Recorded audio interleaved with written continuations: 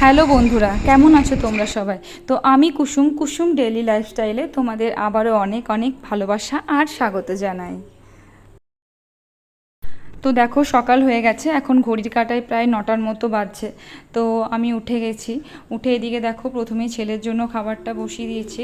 ছেলেকে আগে খাবারটা খাইয়ে নিয়েছে, তারপর নিজেও চাটা বানিয়ে খেয়ে নিলাম। পুপু টাটা। না বাই বাই। টাটা। আরে পুপু ডাকছে। টাটা।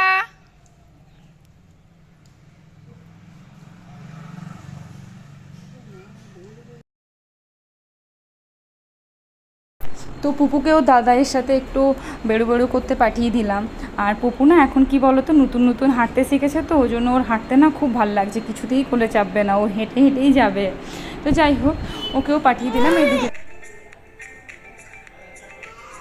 মামুনি বানিয়েছে হচ্ছে জলখাবার আজকে লুচি আলু চচ্চড়ি। তো লুচি আলু চচ্চড়িটা দেখো আমি নিয়ে খেয়েও নিলাম। খেয়ে আবার কাজে লেগে পড়লাম, যেহেতু পুপু বাইরে গেছে। তো ওই টাইমের মধ্যে যতটা সম্ভব কাজ সেরে নিলেই আর কি ভালো। আর এদিকে মামুনি দেখো সকাল সকাল তালের বড়া বানাতে লেগেছে, কারণ জন্মাষ্টমীর সময় না অনেকটা তালের মাড়ি আর কি ফুটিয়ে রেখেছিল। তো সেটা ফ্রিজের মধ্যে রেখেই দিয়েছিল, করব করব করে আর কি করা হয়ে ওঠেনি। তো ওই জন্য সকাল সকাল একদম তালের বড়া বানিয়ে নিচ্ছে। আর তালের বড়াটা খেতে না আমার আর আমার শাশুড়ি মা দুজনেরই খুব ভালো লাগে। আর এখানে দেখো এঁঠো বাসন যেগুলো ছিল ওগুলোকে আমি উঠোনে নামিয়ে দিলাম। কাকিমা যখন আসবে তখন আর কি মেজে দেবে।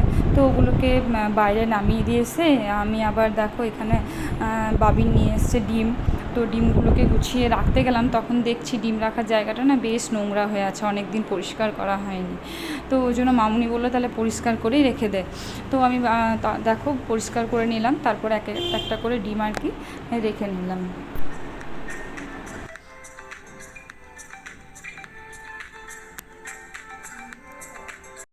আর এদিকে দেখো নিচের কাজ কমপ্লিট করে উপরে চলে এলাম বিছানাটা ঝাড়তে।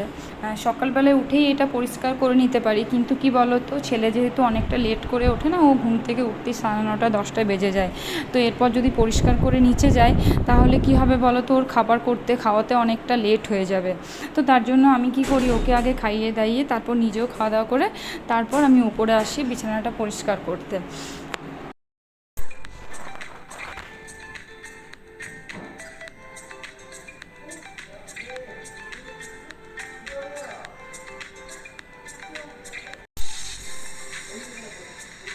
আর এদিকে জানো তো জেরি আরেক কাণ্ড করে রেখেছে।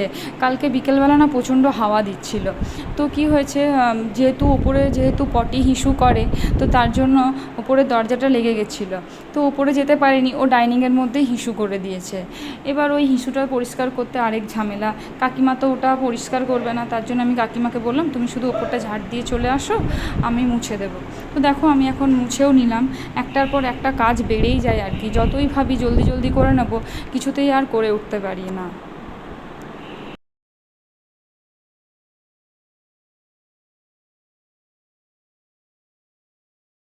তো ওপরের কাজ কমপ্লিট করে চলে গেলাম নিচে ছেলেকে স্নান করাতে। ছেলেকে ওর লদাদু তেল মাখিয়ে দিয়েছিল, আমি শুধু গিয়ে স্নান করিয়ে দিলাম।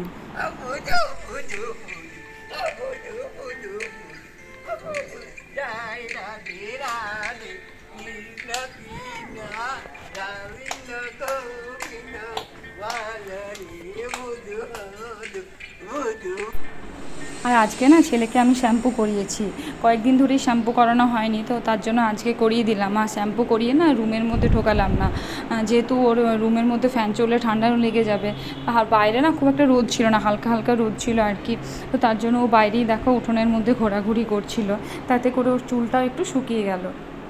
তো তারপরে আমি ওকে আবার ঘরে নিয়ে এসে খাইয়ে দিলাম, খাইয়ে ঘুম পাড়িয়েও দিলাম। আর এদিকে দেখো বাবিনের জন্য খাবারটা বেড়ে দিয়েছি, সাথে আমি আর শাশুড়ি মাও খেয়ে নিলাম। খাওয়া দাওয়া করে যখনই আর কি রেস্ট নিতে যাব, ফোন টোন ঘেটে যেই একটু শুতে গেলাম, তখনই আর কি ছেলে উঠে গেল। তো ও একটার সময় ঘুমিয়ে গেছিলো, আর 3:30-এর মধ্যে উঠেও গেল।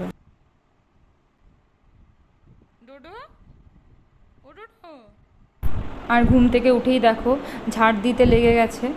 আমার তো আর শোয়ার উপায় নেই, ওকে নিয়ে আর কি সারা দুপুরটা কেটে গেল। বাবা কত কাজের হয়েছে গো তুমি কত কাজের হয়েছে বাবা। তুমি ঝাঁটাটা রেখে দাও, ঝাঁটাটা রেখে দাও, ঝাঁটাটা রাখ, আবার ঝাঁটাটা নিয়ে দেখো। ঝাঁটাটা আমাকে ও কিছুতেই দেবে না, ছাড়াতে গেলে এ কান্নাকাটি স্টার্ট করে দিচ্ছে, শুয়ে দিচ্ছে মাটির মধ্যে। তো এইগুলোই করতে থাকে আর কি। তুমি জেরি দিদিকে মারছো পুপু, আবার মারে জেরি দিদিকে। চলো ওইদিকে চলো, আবার এসছিস। জেরি দিদি কামড়ে দেবে বেটা। আর ভিডিওটা দেখার জন্য তোমাদের অনেক অনেক অনেক ধন্যবাদ, অনেক ভালোবাসা আমার তরফ থেকে। আর যদি ভিডিওটা ভালো লেগে থাকে অবশ্যই লাইক কমেন্ট সাবস্ক্রাইব করে পাশে থেকো। Thank you so much.